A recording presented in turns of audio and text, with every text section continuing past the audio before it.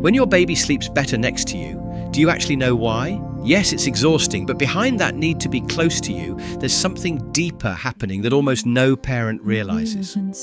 It's one of the most misunderstood instincts in early childhood. And if you misread it, which most parents do, you could be fighting against something your baby's body was literally designed to do. Let's start with what that closeness actually means. 1. It was never about being clingy. So why does your baby sleep so much better when they're touching you? Most parents assume it's simple. They want comfort. They like being held. End of story. But here's the thing. Your baby doesn't just sleep better next to you.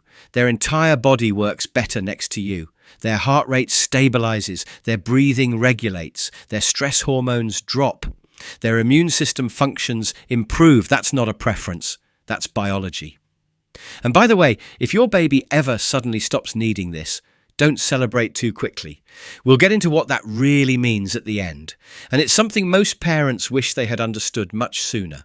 For the first 6 months of life, your baby's nervous system is what scientists call a fourth trimester development.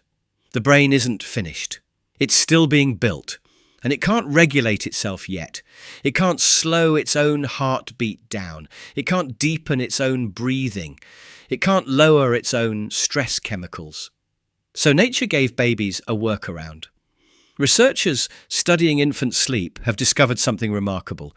When a baby sleeps in close proximity to a caregiver, their bodies begin to physically synchronize. Heart rates align. Breathing patterns mirror each other.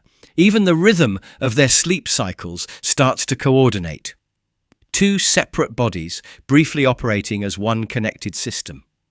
A study from Bar Ilan University in Israel measured this synchrony in microsecond detail. Mothers and babies in close physical contact showed significantly higher levels of biological alignment than those sleeping apart.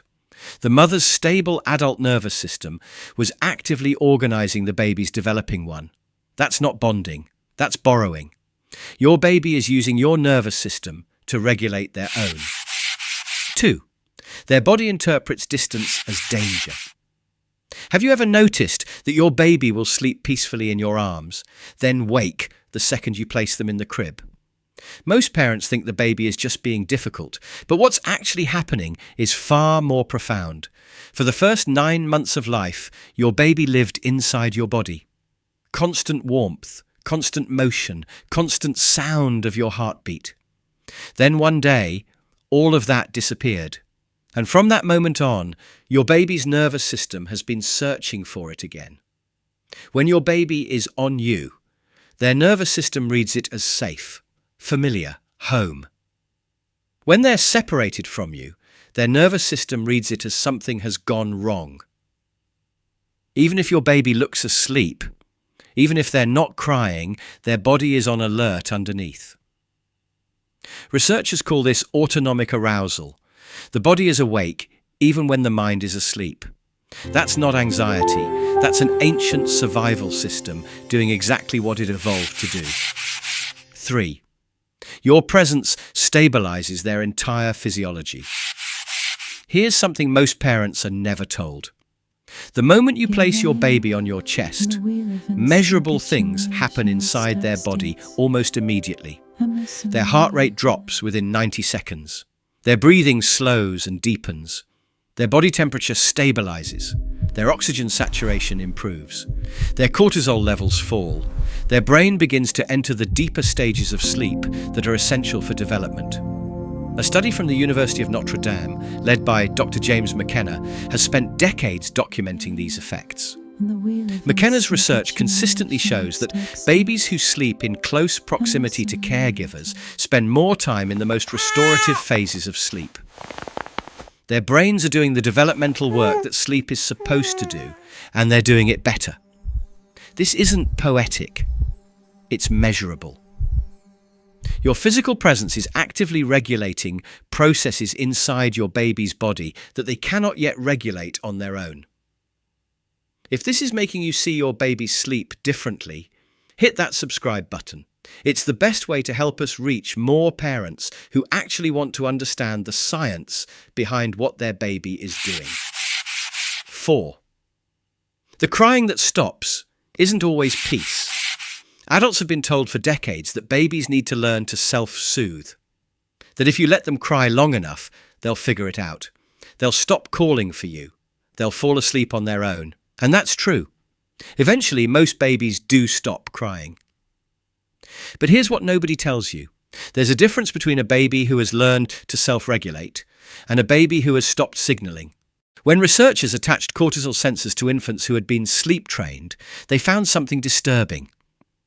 Even after the babies had stopped crying and appeared to be sleeping peacefully, their stress hormone levels remained elevated. Sometimes for hours, the crying had stopped, but the biological stress had not. That's not learning to self-soothe. That's something else. It's a baby whose nervous system has decided that calling out doesn't work anymore, so it stopped calling. This isn't about judging any parenting choice. It's about understanding what's actually happening biologically when a baby goes silent. The silence isn't always recovery. Sometimes it's resignation. 5. Their nervous system is building itself based on you. Adults have 100 ways to calm themselves down. We breathe deeply.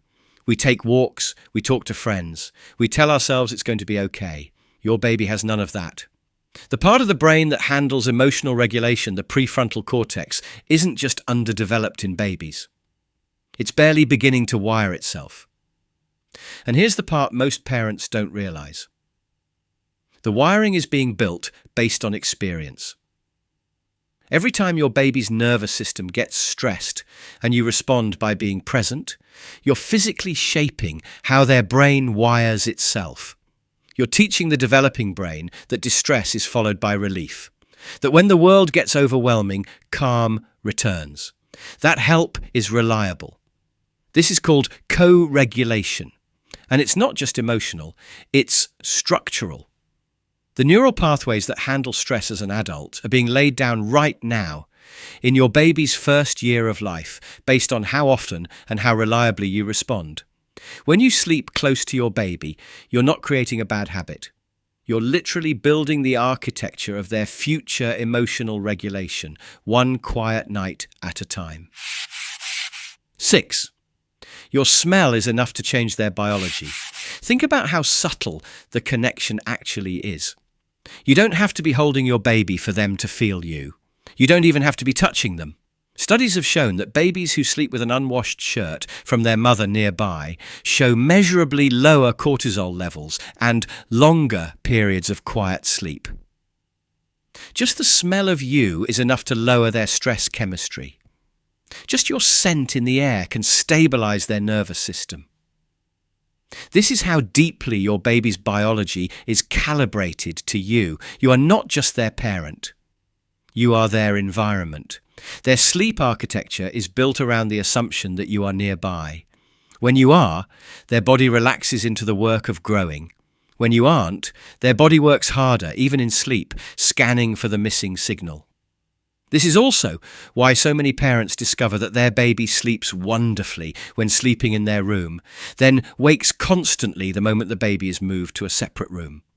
The baby's nervous system noticed. Even unconscious, it knew you were gone. 7. And one day, they won't need you the same way. This is what I mentioned at the beginning, and it's the part most parents wish they had understood sooner. Right now, your baby needs to be close to you to sleep well. It can feel like it will never end, like you'll be sharing space forever, like you'll never get your bed back, but it does end. Not because you forced it, not because you sleep trained it out of them. It ends because their nervous system finally finishes building itself. Sometime between 1 and 3 years old, depending on the child, the prefrontal cortex develops enough that they can begin to regulate themselves without you.